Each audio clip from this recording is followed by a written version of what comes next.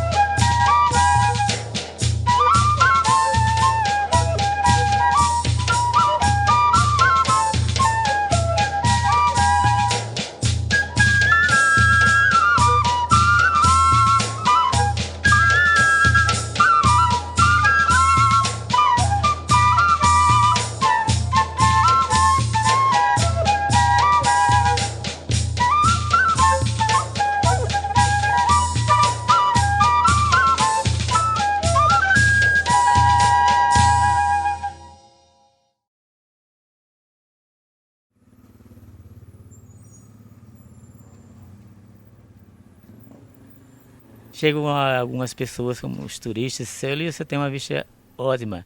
Eu digo, tem, mas já fiz uma cirurgia e tenho que fazer outra. Eu vou fazer uma cirurgia de catarata, mas desde criança, uma das que eu acho diferenças são as miniaturas. Desde que comecei, trabalho com miniaturas. Segundo meu pai fala, né, ele contava para mim, que ele começou fazendo os bonequinhos para brincar. Ele não tinha noção e nem pensava que se tornaria tão grande esse trabalho no futuro, né? Ele fazia apenas para brincar, certo? Com as sobras do barro que a mãe dele fazia, potes, panelas, peças utilitárias. Eu não sei se era porque meu avô também era músico, né? Tocava pífano, mas eu gosto bastante das bandas de pífano.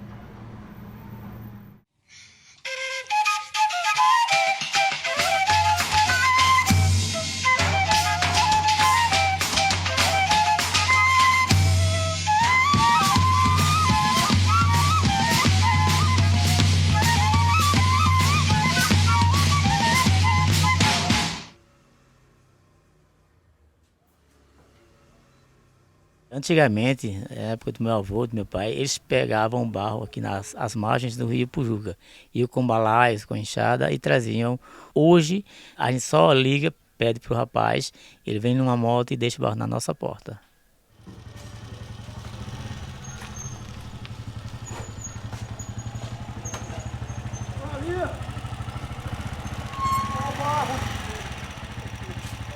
Bom dia, seu Renato. Trouxe meu barro? Trouxe na hora.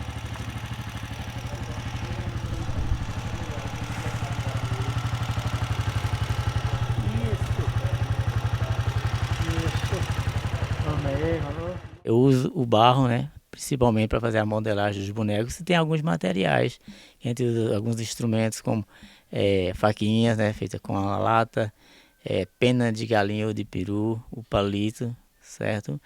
E outras coisas também como arame, né, que precisa para concluir o trabalho. Bom, as minhas peças, eu mantenho aquele mesmo estilo do meu avô e do meu pai que foi deixado, né, por eles. Eu acho que a única diferença que há é na questão do tamanho, né, que eu trabalho mais com miniaturas. Mas isso vem de mim desde a criança. Inclusive, quando comecei eram peças bem menores, né? Aí com o passar do tempo não dá mais para fazer tão pequenas e continua até hoje. Acho que essa é uma das diferenças da minha arte. Meu avô, o mestre Vitalino, foi um cara simples, né? Humilde e vendo o seu dia a dia, conseguiu transportar para o barro toda a nossa realidade, o nosso cotidiano, né? Deixando para todos nós artesãos que fazemos o Alto do Moura um legado muito importante e que nós até hoje damos continuidade, né? Preservando alguns dos artesãos, né? Aquele seu tradicional, né? Aquela coisa de importante do dia a dia, da nossa vida.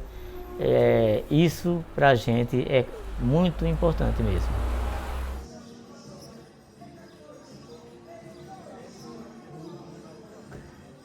Olha, não lembro do meu avô. Quando ele faleceu, eu estava com 2 anos e 6 meses, portanto não lembro dele. Mas eu acho meu avô um gênio, um cara simples, né?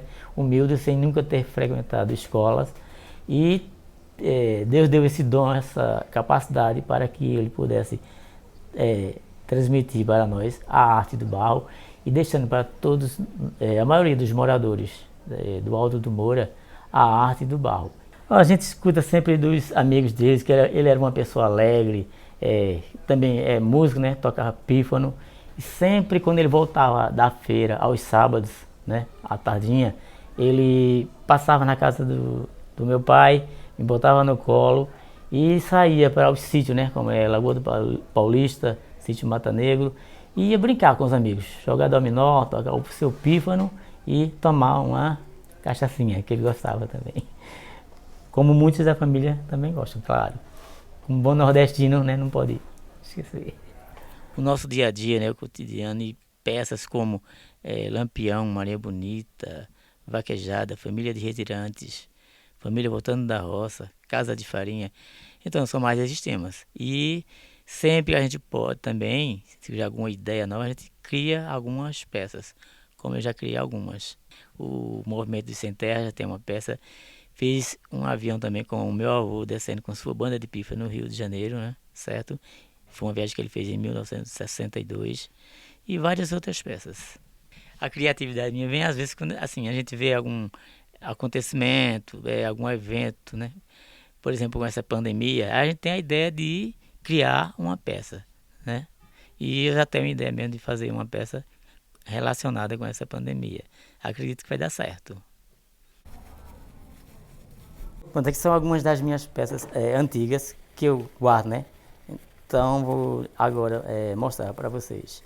E eu não acredito, mas sim, é esse. Esse boneco aqui, eu acredito que ele tem mais de 40 anos que eu fiz.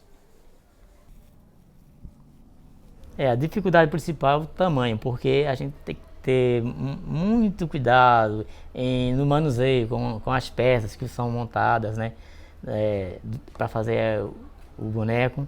E também na queima, né? Tem que ter muito cuidado. Principalmente essas minhas, eu gosto de queimar elas em latinhas que a gente usa a tinta, aí sobra a vasilha, a gente utiliza para queimar as peças, porque fica mais fácil tanto para manuseio, para enfornar, como também se caso aconteça alguma quebra, a gente pode restaurar a peça.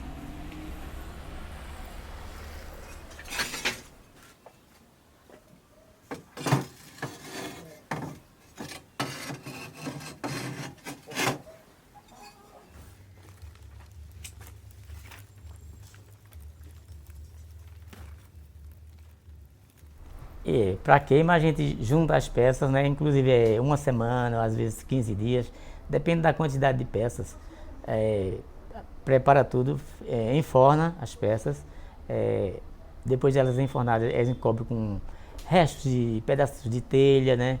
Aí faz o fogo e vai aos poucos colocando as brasas, chegando aos poucos, até que dependendo também do tamanho da peça, 2, 3 horas, aí a gente termina, finaliza a queima.